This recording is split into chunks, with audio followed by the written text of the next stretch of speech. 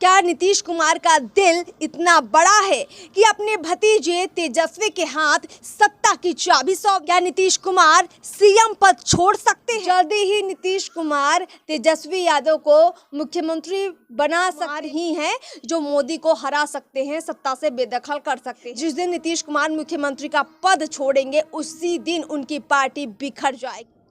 क्या नीतीश कुमार को मुख्यमंत्री की कुर्सी तेजस्वी यादव को नहीं सौंप देनी चाहिए? क्या नीतीश कुमार का दिल इतना बड़ा है कि अपने भतीजे तेजस्वी के हाथ सत्ता की चाबी सौंप दे? क्या नीतीश कुमार सीएम पद छोड़ सकते हैं? नमस्कार, मैं अर्पिता और आप देख रही हैं पब्लिक ओपिनियन।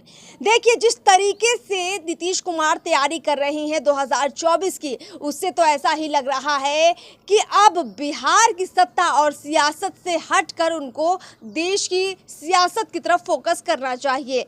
ये हम इसलिए भी कह रहे हैं क्योंकि अभी आपने देखा कि वो दिल्ली से लौटे और तमाम विपक्षी दलों से मुलाकात करके आए। ऐसे में तमाम लोग ये भी सवाल उठा रहे हैं कि अगर नीतीश कुमार पूरी तैयारी में है और उनका पूरा ध्यान देश की सियासत में है, केंद्र की सियासत में है, मोदी को हराने में उनका ध्यान है, तो फिर बिहार का क्या होगा? बिहार में जो व्यवस्था लागू होनी चाहिए, जो बिहार में कामकाज एक मुख्यमंत्री को देखना चाहिए, वो कैसे होगा?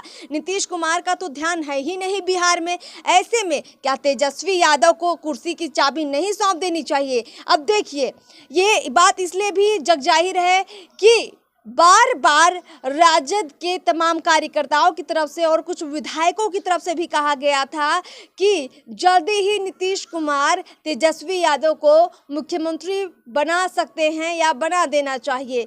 आपको भी वो तमाम पोस्टर याद होंगे जो जदयू ऑफिस के बाहर, राजद ऑफिस के बाहर राजद के कार्यकर्ताओं ने बड़े बड़े होर्डिंग्स में लगाए, जिसमें नीतीश कुमार को as a PM candidate project किया गया था कुछ महीने पहले। और अब जब वो दिल्ली से लौटे तब भी उन पर फूलों की बारिश ऐसे हो रही थी जैसे वो प्रधानमंत्री पूरा बनने ही वाले हैं। तो अब देखिए, जो उस वक्त पोस्टर लगे थे उसमें ये बकायदा तेजस्वी यादव बगल में खड़े थे, तमाम विपक्षी दलों के नेता नीतीश कुमार के बगल में खड़े थे और नीतीश कुमार बिल्कुल कृष्ण की भूमिका में लग रहे थे उन पोस्टर्स में, और कंस की भूमिका में नरेंद्र मोदी को रखा गया था उन तस्वीरों में।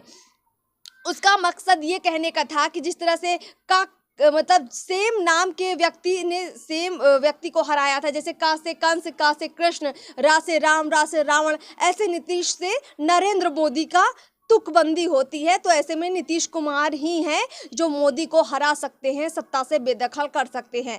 ये भी ठीक ही है कि नीतीश कुमार अब केंद्र की सियासत करे और बिहार में किसी ऐसे के हाथ कुर्सी आ जाए जिसे जो सबसे बड़ी पार्टी होने का दावा करती है, जो सबसे बड़ी पार्टी वाकई में विधायकों की संख्या के आधार पर है, उसके हाथ में कुर्सी आ जाए। वैसे भी बिहार में जंगल राज 2 लौट आया है, ये किसी से छिपा हुआ नहीं है। और हम ये नहीं कह रहे, बल्कि बीजेपी खुलकर कह रही है, अन्य पार्टियां खुलकर कह रही हैं, चिराग पासवान भी कह रहे हैं कि बिहार में अपराधी और अपराध चरम सीमा पर पहुंच चुके हैं।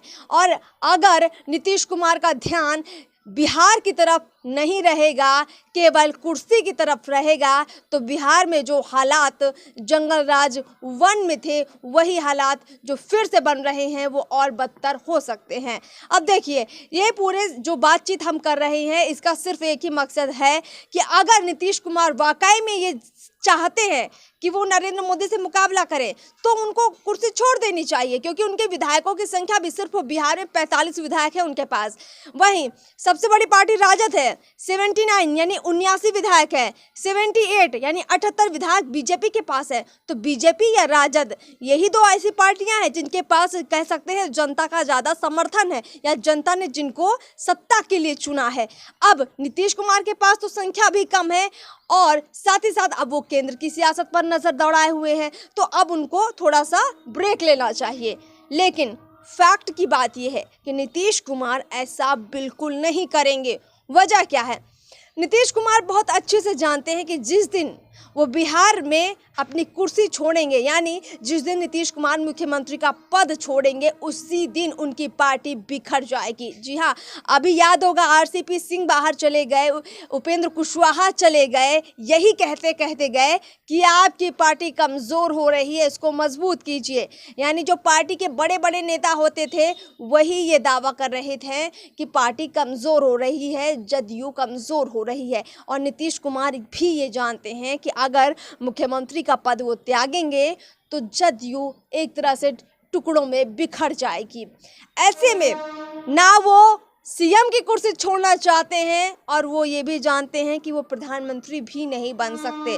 देखिए, ताज़ा हालात ऐसे ही लग रहे हैं, क्योंकि जब बात आएगी पीएम कैंडिडेट की महागठबंधन की तरफ से, विपक्ष की तरफ से, तो कई नाम होंगे और अगर उन नामों में नीतीश कुमार सबसे आगे नहीं आते हैं तो फिर कैसे वो प्रधानमंत्री मोदी से मुकाबला करेंगे। और ये कैसे मान लिया जाए कि राहुल गांधी, अरविंद केजरीवाल, ममता बनर्जी, ये तमाम जो नेता हैं जो खुद भी अपने आप को पीएम कैंडिडेट समझते हैं या ऐसे देखते हैं, वो नीतीश कुमार के लिए राजी हो जाएंगे? या इन लोगों के जो समर्थक हैं, इनके कार्यकर्ता हैं, ये मान जाएंगे कि ठीक है नीतीश कुमार को आप प्रधानमंत्री के सामने खड़ा कर दीजिए, मोदी के सामने खड़ा कर दीजिए? क्या मानेंगे? क्या ये इतना आसान लगता है? बिल्कुल नहीं लगता है। और इसीलिए कह रहे हैं कि नीतीश कुमार जो है थोड़ा ध्यान बिहार की तरफ भी दे ले। बिहार में बहुत लोग आंदोलन कर रहे हैं, तमाम समस्याओं से जूझ रहे हैं, चाहे शिक्षक हों, वार्ड सचिव हों, आशा वर्कर्स हों, और भी ऐसे तमाम लोग हैं जो बड़े बड़े आंदोलन कर रहे हैं, लेकिन सरकार उन पर गौर नहीं कर रही है। फिलहाल इस बातचीत में, इस चर्चा में इतना ही। चैनल को सब्सक्राइब नहीं किया है तो सब्सक्राइब ज़रूर कर ले। नमस्कार।